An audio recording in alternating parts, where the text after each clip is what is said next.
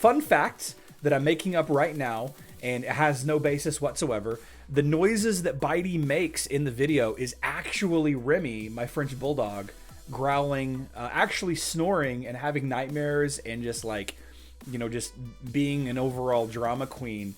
No, that's not true. That's not true. Although it would have been really cool though, wouldn't it, if they had asked me to record Remy to be the sound effects for Bitey. That'd be hilarious. It's only a game. Why you have to be mad?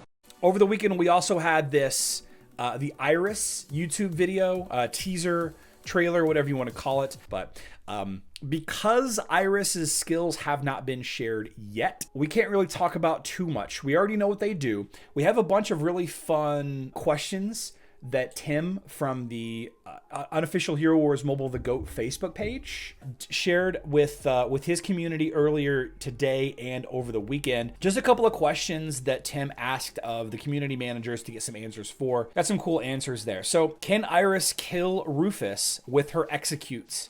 Yes. The execute that Iris performs, and again, we'll talk about the skills in depth when they're fully revealed and we can see them. The execute part of the attack will kill Rufus without reviving, since it doesn't actually do damage, but the first part of the skill does do damage. So if that part is what puts him into range, the execute skill will not proc, or it will, and it'll revive him. I guess we'll have to see some testing on that.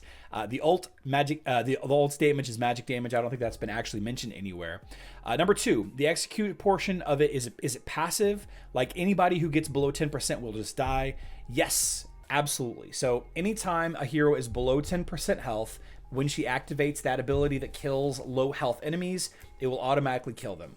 Okay, so very, very cool there. Does Fafnir's shield prevent the execution? No.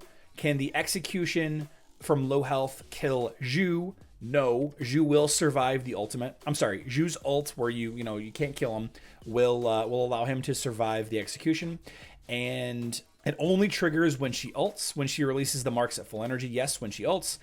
Is there a timer on it? Yes, execution is only triggered when she ults. So she could potentially kill multiple heroes from the sound of this this Q&A. She does stand behind Jorgen, if that matters, like right directly behind Jorgen. Will a hero with Fafnir's shield be able to be executed? Yes, because the execute does not do damage, and the shield, Fafnir's shield, protects against damage. Okay.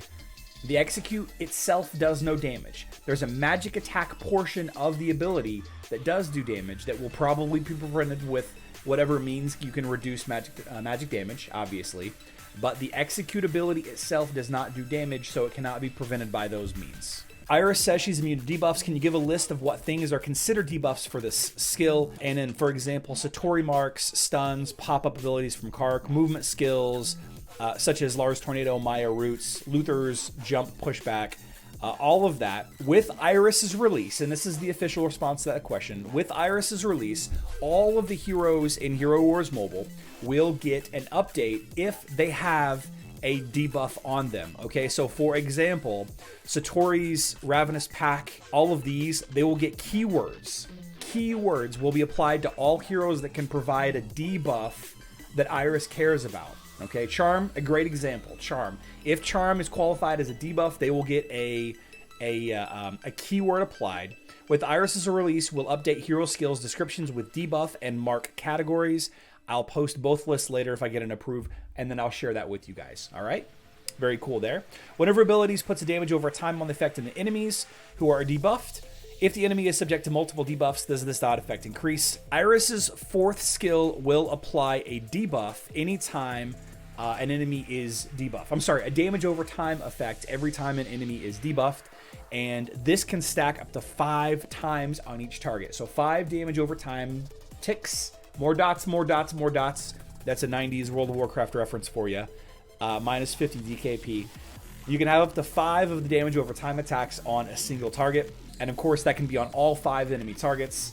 25 damage over time effects. More dots. More dots. One of her abilities reduces the physical attack, magic attack of enemies.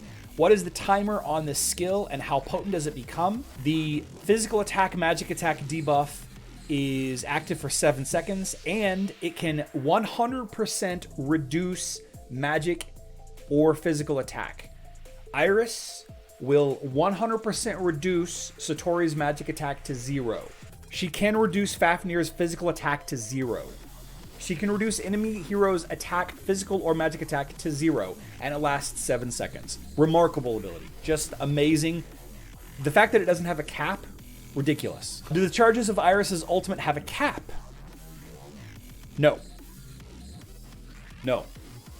Remember, this is the, I believe this is the, I can't remember if the Iris's ability, it's either on buffs or debuffs, I can't remember what it was, but she gains more charges and she does damage based on the amount of charges that she does, kind of like an inverse Satori, but the community manager said theoretically she can get 30 charges, but she doesn't think he can get any higher than that.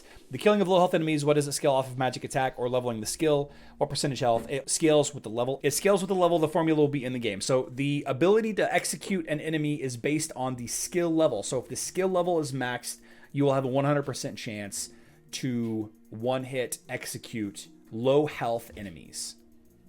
Fantastic. These are going to be questions that are going to be coming up whenever she gets fully revealed sometime this week. As a reminder, we do have a event for her. The Dark Sorceress's hunt begins on July 23rd, and it is a 7-day event. The Dark Sorceress's hunt is a hero event with a currency. One of these maps where you complete the different locations. You can click on this little logo right here to collect, I think, activity charges to perform the actions along the path. There will be a boss every day, a little bit of story. I love story. You can see up here in the top right hand corner, Bitey currency right here. It's not quite hidden by my camera. It looks a lot like Remy whenever she's in super happy zoomy mode, if I'm being honest. And then I believe these purple swirlies are the activity or movement points that you can use to fight the bosses and the different menus. You remember, you need 6 of these to fight the boss, right?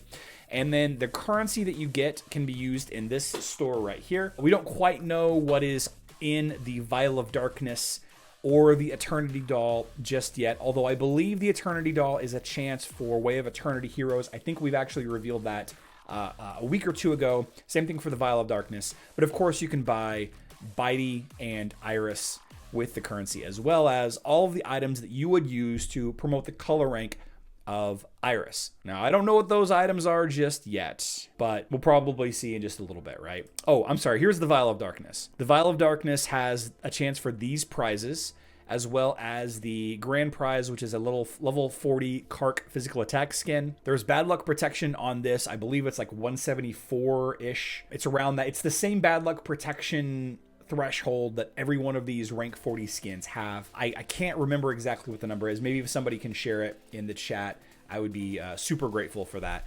But I'm very excited for this skin. I can't decide if I like it more than the Pirate Kark skin or the Dark Depths skin or the Devil skin, whatever you want to refer it to.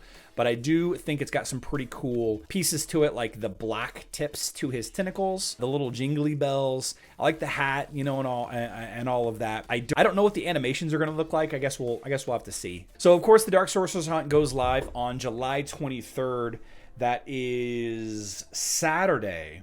So Friday night at 9 p.m. Central Time for those of you in the United States. Once the Iris skills are shared, presumably sometime this week, we'll probably have an official Hero Wars mobile live stream on Thursday or Friday. Once those skills are shared, then we will jump into full skill discussion, talking about the equations, and whenever we get the max stats numbers for Iris, we can kind of take a look at that. I'm looking at Loadrunner on Discord right now, and he still has not shared that information yet. Although I'll be honest with you, Loadrunner doesn't find leaks on mobile anymore. They've effectively stymied him, I believe.